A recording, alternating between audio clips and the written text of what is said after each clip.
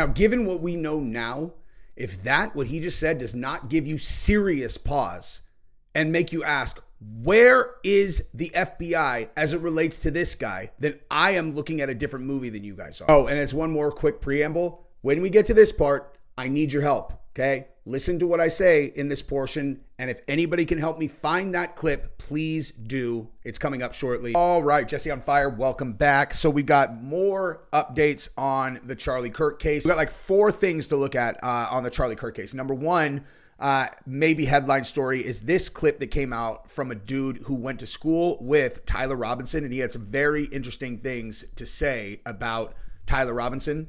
Okay, we're also going to look at some people who are profiting off of Charlie Kirk's death in a really horrific way and gloating about it. That's still happening. And then we have another look at this guy, okay? I have something else to show you guys specifically about this guy that I found that needs to be shown because we cannot take our eyes off this dude. This dude is going to be the key to the entire thing. I feel very confident about that, okay? But what I wanted to start with is some very crazy information that I just found out about Lyman, okay? So you guys remember Phil Lyman, who we talked about, this dude, right? We talked about him in a previous video. I actually showed you this exact clip. Okay, well, I found out something about his past that what's the right way to put this, man? Like, I have been going out of my way to not indicate that there is any conspiracy that would involve anybody outside of these leftists if there's no proof. But at the very least, this is the first thing that I saw that gave me serious pause, where I was like, wait, what is he involved in? And I'm going to show you exactly what I'm talking about in a second, because he is connected to something everybody's been talking about from Erica Kirk's past that was like, okay, that's weird. Okay, when you take his reaction here and then you take the fact that he was involved in that, that's weird. Bottom line. Okay, so we are going to look at all of that stuff, and we're going to start right this second. Okay, so first of all, anybody who has paid attention to the investigation into, like, you know, Erica Kirk or whatever, which again, I have not participated in beyond saying that like none of this really proves anything. If you guys remember the Romanian Angels thing, okay, so when she was, you know, before she was together with Charlie Kirk, she was involved in this charity called the Romanian Angels, which was created to find homes for these Romanian orphans, right? And it turned out that there was a child graphic. I don't know. Those you don't want those words in your video early on, okay? The practice of finding orphans and then finding homes for them that are anything but safe. That is a magnet for the worst kinds of people. Now, when you dive into the Romanian Angels thing, it is hard to find any credible information, but someone credible that I saw, they found something in this Romanian paper. It doesn't really matter, right? It actually doesn't really matter, because on its own, the fact that that happened, I've already, let you guys know that and kind of dismissed it as there's no way to prove that Erica was even involved in this if it did happen. Now, but when you watch this clip again, right, from Phil Lyman, if I could give you a really dodgy connection of his, then I guess that would be interesting. Even if he's not involved in Charlie Kirk's murder, this is still super weird. Okay, so remember this right here? We are outside the student life and wellness center. Yeah, Did you guys see what happened? How are you? Did you see what happened, Phil? No. You were there too. Oh yeah, it's interesting because I was there.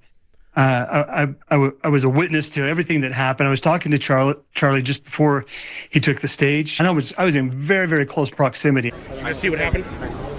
How are you? Did you see what happened, Phil? No. What the That is so bizarre, man. Like, that is so bizarre to behave that way. Now, let me show you what I'm talking about as it relates to his involvement here, is because when you go back earlier in this video that Harsh Reality did, you learn that Phil Lyman was in the Romanian Angels thing with Erica Kirk, which means what? Which means he's known Charlie Kirk the entire time that they've been together, which means you watched him get murdered and you laugh like that, and then you're also in that later clip with the other kid, which we'll look at again. Hang on. Stop that. But he's also got a connection here, which is interesting, isn't it? Because we spoke about this yesterday, the Romanian Angel situation, which just happens to have, look at this little face on the left here. Who do you think that is? Who do you think that is? Erica Franzi? also known as Erica Kirk, and this thumbhead hair is Philly Wang Wang, not the comedian Philly Wang Wang, not him. He's funny. This fucker isn't funny. No, this is Phil Lyman, and they are apparently in Romania together. And that was this on the left here is that YouTube. I can't remember his fucking name. Can't remember his name. Let me know down below. Can't think who he is. Mr. something. Mr. Like, that doesn't perk your ears up? That guy who's laughing after what happened to Charlie when he's there, and then this whole thing where he's right here also, where he's setting this guy up to be talking on camera with the interviews. Phone in his hand, and this guy here, which you're going to be shown another clip of him in a minute if you don't remember who he is. And can you not tell me that this ain't sus either? Charlie Kirk get shot. Okay, like we've seen this. I don't need to show you that clip again, but the fact that this is what I'm saying. Phil Lyman, had no idea that he connected all the way back to the Romanian Angels thing with Erica Kirk prior to her even being together with Charlie. And then the day Charlie gets killed, he's laughing about it. That's weird, man. You know?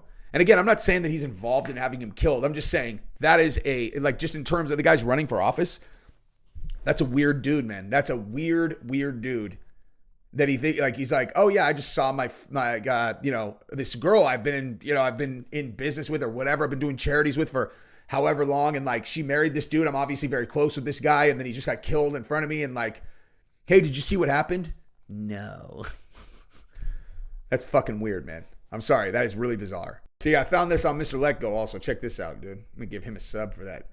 So actually, you know what? Let me give this other dude a sub too, man. I practice what I preach. And how about you guys give me a sub and you like the video, because I do what I say and I say what I do.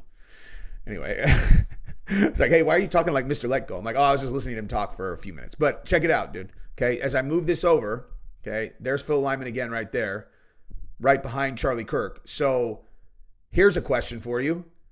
Where's that video? Where's that video, dude? Okay. That right there, filming Charlie Kirk, is Phil Lyman. Okay? Where's that video? Because clearly he must have had a good angle. Now, it doesn't necessarily mean he was still filming when he got shot, but it's like, there he is again.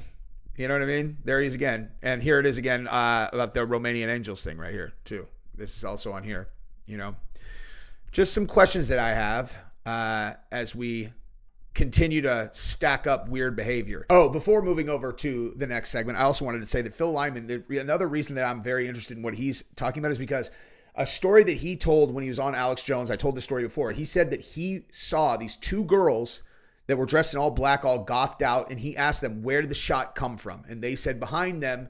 So he was giving a play, oh, the shot came from over there. And then he also said that under their breath, they were like, go fuck yourselves.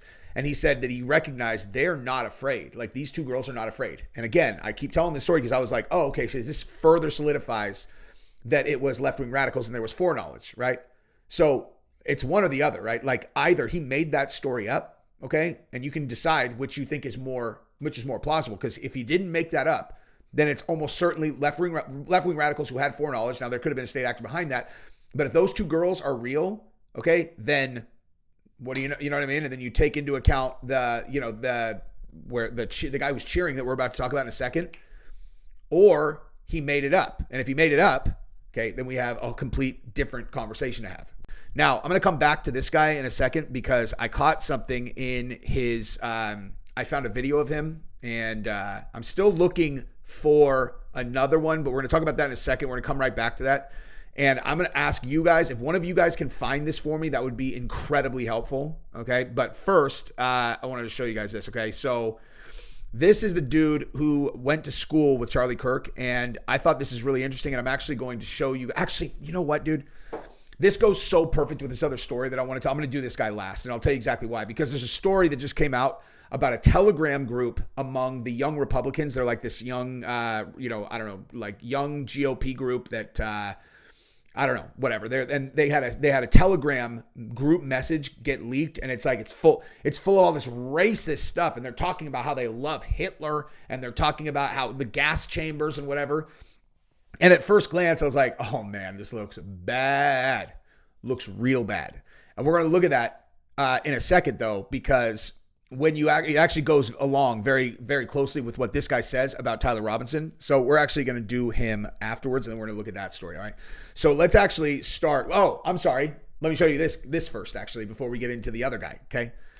So these items are still up on Roblox. Okay. Roblox, who is targeting children, by the way, these are still up. Okay. Make fun of Charlie. Look at this, dude. Charlie Kirk, you know, when he's been being killed, and if they're pretending like he's playing the drums, or this one, Charlie, and then it says freedom in blood down past the shirt. Like that's the shirt he was wearing. That's awesome, dude. You know, like that's really funny. I find that hilarious, you guys, you know? So, check this out. Roblox, you know what? Let's just listen to him. Okay. Listen to this. In just 10 months, I got 6 predators arrested within the Roblox community. They repaid me by sending me this legal cease and desist letter threatening to sue me if I ever touch their platform again. I'm not even joking. I'm about to show you how unsafe Roblox is and what Roblox is doing to keep this quiet. We all saw Charlie Kirk's horrific assassination. It was a tragic event, and what happened right after on the Roblox platform is players began uploading the graphic images, the straight up gore, the up close gore of this event onto this kid's game. And it went beyond that because people then started actually recreating the event directly within the Roblox platform.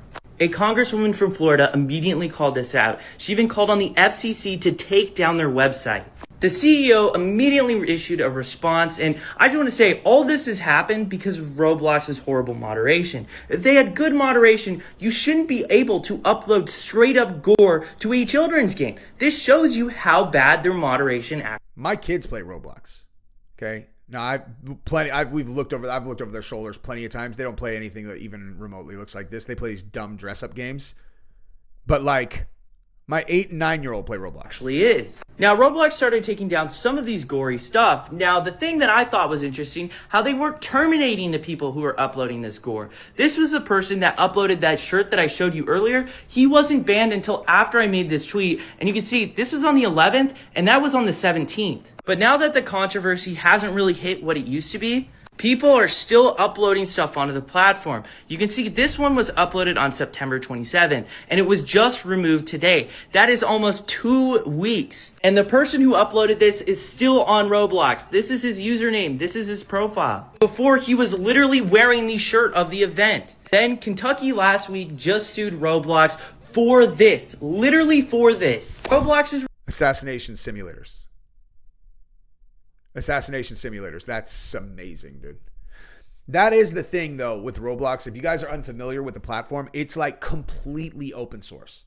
That's why they're having these problems. It's because the platform itself is like open source. Like anyone can build a game there. Anybody can play the games. They just build them, whatever. And like, I don't think that anybody ever had the idea it would get as big as it is now. But it's like tough, dude. You guys need to figure it out, Roblox. Okay, like what's your company worth? Let's look that up real quick. What's Roblox's market cap, dude? It's worth $96 billion. Figure out the moderation, Roblox. $96 billion. Okay, let's continue. response to this was to call it sensationalized and outdated and out of context. I am literally showing stuff that was on the platform as of yesterday. I mean, the guy who uploaded it is still on Roblox as of this very minute. But this shows you how unsafe Roblox actually is. Roblox will tell sitting Congress people that they're taking as much action as they possibly can while taking 2 weeks to remove straight up gore. And this is probably the same reason why Roblox decided to go ahead and send me a cease and desist letter rather than ever contact me privately before it. Okay. Again, so sorry, I had gum in my mouth. I took a break. So listen, dude, in Roblox's defense, and again, I'm not saying that they like have much of a defense, like they need to figure it out. But when you build a system that way that is meant to, you know, become expansive through other people building out the thing, building in a very tight-knit moderation, like you think that they intentionally are not moderating like child predators. Okay, like I promise you that they want to moderate. It's a $100 billion company. They want to figure this out. It's just challenging. Like it's probably a very, very complicated problem to solve. And they're probably doing their best. And I would imagine that but you know, they're trying to like plug holes like this because once you have like tech infrastructure, if it's not built in a way that's very conducive to like solving problems in a macro way, then It's hard to do. Nonetheless, it still demonstrates that we have a bunch of toxic psychos who are out there, you know, preying on kids, doing all this, oh, this is so funny to make fun of Charlie Kirk getting murdered, all that stuff. You know what I mean?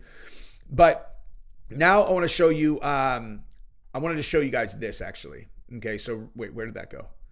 Okay, so this guy, okay? So everybody remembers this guy. I have a really quick clip that I want to show you from this guy. And then we're going to get into Charlie's, the kid from Charlie's high school, and then the subsequent story behind that, okay? Now, this was the original statement that this guy put out, when he got exposed, you know, for cheering. And I need the second statement, okay? So he put out this one that's in this video, and then afterwards, after people ripped him online for this one because it's so stupid and obvious, then he put out a second video where he was talking about his soldiers dying, and Charlie was one of his soldiers, and it's completely unhinged and crazy, where he really tipped his hand of what he's really like. I can't find it anywhere. He took it down, and I can't find it. If anybody can find that video and send it to me, that would be amazing. Email it to me, realjesseonfire@gmail. Okay, so watch this, though, because the entire reason we're looking at him is because he was chanting USA, USA, just like after the Trump assassination. In my opinion, this is left-wingers that are like, or left-wing radicals, and they're mocking because they got their guy this time. And so it's like, now this time they're all USA, USA, right? And this is his public statement, and he is pretending that he is a Charlie Kirk fan, and so is one of his friends. But listen to the beginning of his statement, okay? He is finally breaking his silence, explaining what happened and why he did what he did. This doesn't happen. He's not finally breaking anything. He put this out maybe 2-3 days after the Charlie Kirk assassination, but it did get lost in the shuffle. People haven't talked about it in a very long time, and it needs to get discussed. The event opened with music, people throwing hats, and loud exchanges from different parts of the crowd. Some shouted offensive remarks directed at the LGBT community, while others made disparaging comments about the Prophet of Islam. There were also cheers, boos, and offensive hand gestures, mockery. The atmosphere carried an energy of confrontation more than dialogue. Okay, so this is obviously him reading a script, right? Crystal clear, he's reading a script, right? That was written for him. Not even trying to hide it. And in his storytelling, what is the very first thing that he said? Literally the very first thing that he says. There were also cheers, boos, and offensive hand. The event opened with music, people throwing hats, and loud exchanges from different parts of the crowd. Some shouted offensive remarks directed at the LGBT community, while... Okay. Hey, right out of the gate, we're setting the stage. Like, there was music playing, people were throwing hats. Also, people were yelling obscenities about the LGBTQ community. You're all... That's the thing. Like, because again, you're telling a story. Like, that's what stuck out to you. This guy's a Charlie Kirk guy. This is a person who's a fan of Charlie Kirk, or he's there with someone who's a big fan of Charlie Kirk. Later on, he called Charlie Kirk one of his soldiers. Okay. Now, I might not know much, but I absolutely crystal clear understand the ideology, okay, of the people who are involved in the culture war. Okay. There are no fans of Charlie Kirk that are going to comment at the beginning of what their statement is about offensive things being said about the LGBTQ community or whatever. Okay. And I also doubt very seriously that that's true in the eyes of anybody who has any kind of like rational common sense. Okay. This guy's Antifa. Okay. This guy is Antifa. That's what this guy is. I mean, listen, it's my opinion, but that is damning. Okay. Like right out of the gate. And then some other people made some negative comments about the Prophet Muhammad. How is that you're leading off with that? Others made disparaging comments about the Prophet of Islam. There were also cheers, boos, and offensive hand gestures, mockery. The atmosphere carried an energy of confrontation more than dialogue. The first debater tried to persuade Charlie to adopt Mormonism, but the exchange drifted into a disjointed back and forth of opinions. The audience eventually booed him off the platform. Another speaker raised the idea of restricting gun rights for transgender individuals. Citing Donald Trump as an influence, he began to reference statistics and posed a question. Charlie's response turned to the subject of gang violence as a part of the mass shooting statistics. At that point, I did not see what happened directly. My head was lowered while I listened. When I heard a sharp crack, at first I thought it might have been fireworks or a disruptive prank. Okay, you guys get the point, dude. He's reading a like choreographed statement, and even in his choreographed statement, he couldn't help but betray what he is. in my opinion. Okay.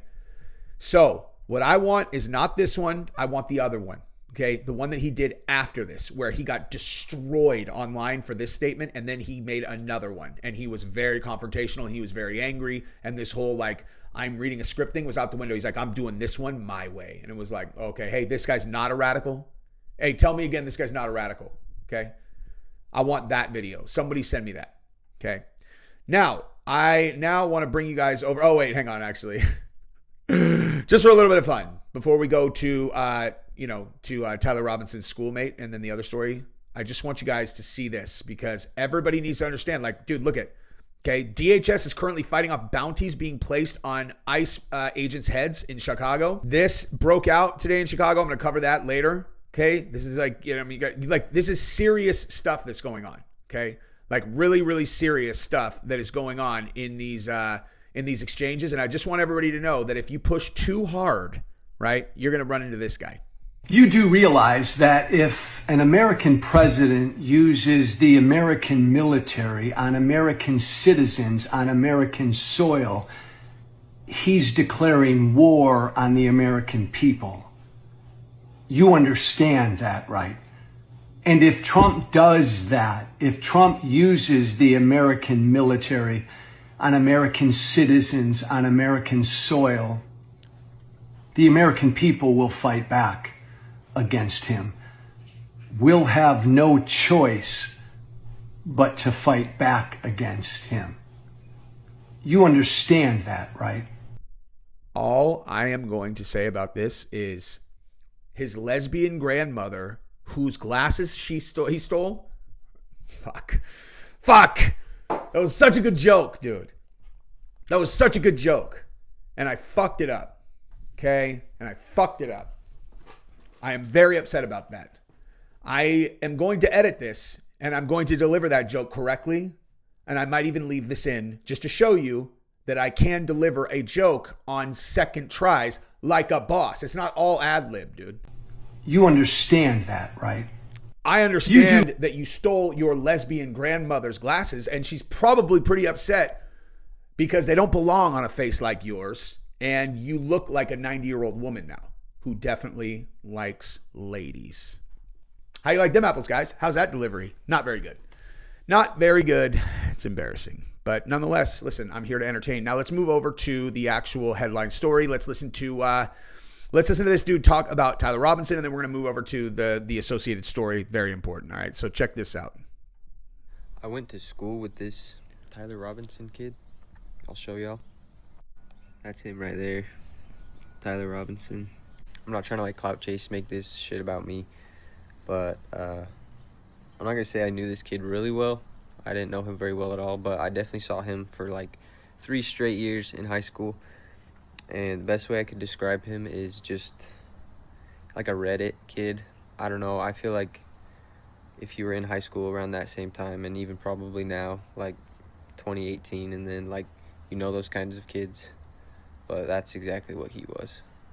All I'm going to say is this is the kind of shit that happens when you spend way too much time online, and all of a sudden your beliefs are all the way this way or all the way this way, and you do some dramatic shit to please these people that are not your friends. This internet shit is seriously no joke.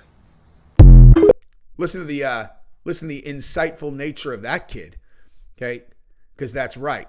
That's exactly right. Which brings us to our next story about the leaked text messages or signal group from the Young Republicans, okay? Now, keep in mind, this is from Politico, and how this apparently happened is the New York Young Republicans Club president, Gavin Wax, extorted Mike Bartels to turn over the Telegram messages to him, and Wax leaked them to Politico. So, wow, that's awesome, dude. That's really awesome. So the AF post, Young Republicans have come under fire after jokes from a private Telegram group chat were leaked to Politico. The comments taken out of context have been cited as part of what members describe as a highly coordinated year-long character assassination campaign led by Gavin Wax and the New York City Young Republicans Club following internal disputes. In response, several prominent New York Republicans, including Rep. Elise Stefanik or whatever, have denounced the chat messages in multiple individuals involved have since lost their jobs or lost job offers. I would imagine so.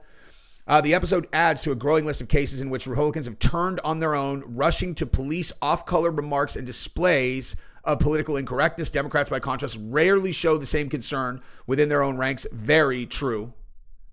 Regularly condoning calls to violence. Correct. For example, Jay Jones, a Democrat running for attorney general in Virginia, was recently exposed for messages glibly advocating for violence against Republican adversaries and their families, referring to children as little fascists. Despite the leak, Jones faced no backlash from fellow Democrats in the wake of Charlie Kirk's public assassination. Now, let's be clear, okay? This seems like this kid, Wax, who was the one who did this and extorted them, is like, he's more of a, he's like one of these, like, I don't know, sociopathic, what's the right word? Ambitious. Like he's ambitious. He wants to take over or whatever. Okay. But listen to, okay, so look at this. Like, good riddance, expel these demons from our party. Right. That's, at first I'm like, oh man, this is going to be bad, man. And then look, comments taken out of context. Please explain the appropriate context for these. Everyone that votes no is going to the gas chamber. Great. I love Hitler. Okay. That's what I saw at first. And I was like, oh my God, man. These guys are fucked. These guys are so fucked. Okay. These guys are so fucked. Now, no one jokes about genocide and loving Hitler and setting up gas chambers. These aren't jokes, okay? So tiresome. The right always turning on its own for the sake of the left. Meanwhile, John wants to murder others. Charlie Kirk said it best. The left has never played by our rules. Only we play by our rules. Our rules are what keeps our side from winning. We either want to win or we lose everything under some delusion that rules mean anything. Charlie Kirk really said that? Either way, okay? But let's actually read what they said. Okay, let's actually go to the Politico article. Okay, let's actually go to the Politico article and read exactly what was said. Okay, so this is how it's framed, right? They referred to black people as monkeys and the watermelon people and mused about putting their political opponents in gas chambers. Yeah, that's bad news, dude. That's real bad news. You should never call black people monkeys or the watermelon people. Okay, like, I have a real, like, kind of open dialogue with my black friends, and I will make fun of them for being black. I would never say something like that, ever, okay? I would never call them a monkey or watermelon people, okay? Like, that's like something you're like, that's not a joke that you say to your black friends unless you got a really fucked up relationship. Like, but check this out, okay? They talked about graping their enemies and driving them to kill themselves and lauded Republicans who they believed supported slavery. Okay, so I read that, I'm like, these guys are fucking crazy. Okay. Now let's actually read what they actually said, though. And you tell me if among a bunch of your 23-year-old friends, this is a little bit different. Okay. So this person says, everyone that votes no is going to the gas chamber, and everyone that endorsed but then votes for us is going to the gas chamber. And then guy says, when do we start bullying, dude? This guy says, we have a solid 3 people who can probably have them want to jump. If they vote for us, why would they be gassed? When do we bring that side out? I'm going to create some of the greatest physiological torture methods known to man.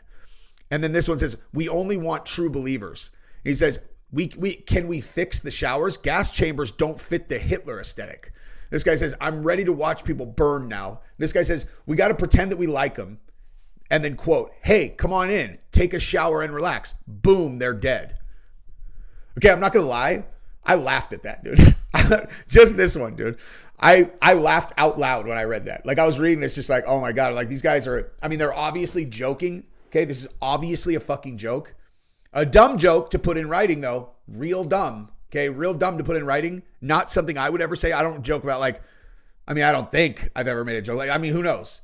Honestly, who knows, dude? Among a bunch of my best friends, it's like, show them the gas chamber, dude. Okay, like, you say whatever around like your best friends, okay? It doesn't mean like it's a fucking joke. But this part, okay, this person is clearly funny, okay? Whether they're saying bad things or not, this is funny, dude. We got to pretend we like them. Hey, come on in, take a nice shower. Boom, they're dead. That's fucking funny, dude. I'm sorry. I told you guys. I thought Destiny's joke about the dogs was fucking hilarious the other day. Okay. Now these guys are screwed. Can we fix the showers? Gas chambers don't fit the Hitler aesthetic. Okay. This guy, Joe Maligno, who previously identified himself as the general counsel for the New York State Young Republicans, wrote back. Like, these are jokes. Okay, guys? I'm ready to watch people burn. Annie Cathway, the New York National Committee member, said. The exchange is part of a trove of Telegram chats obtained by Politico and spanning more than 7 months of messages among young Republican leaders in New York, Kansas, Arizona, and Vermont. The chat offers an unfiltered look into how a new generation of GOP activists talk when they think no one is listening. Okay, no, this gives an unfiltered look into how friends who are funny, like they're like making, how like good friends joke with each other. Okay, they're joking. They are called racist all the time. They're called like the Hitler Youth all the time. They're making jokes. Okay, like those are fucking jokes, dumb jokes that have now blown up their lives in a very serious way. But when I read what they said, and then when I read the actual text, I'm like, okay, they're joking, obviously. You know what I mean? But check this out, dude. Why do you think that the left wants to kill the Republicans, dude? Okay? They read this shit in Politico and they're like, they're not joking. Like they think they're fucking for real. They think that they're for real like little Hitler Youth. Okay? I don't make jokes like this shit, right? Like certainly not like this. Certainly not like that.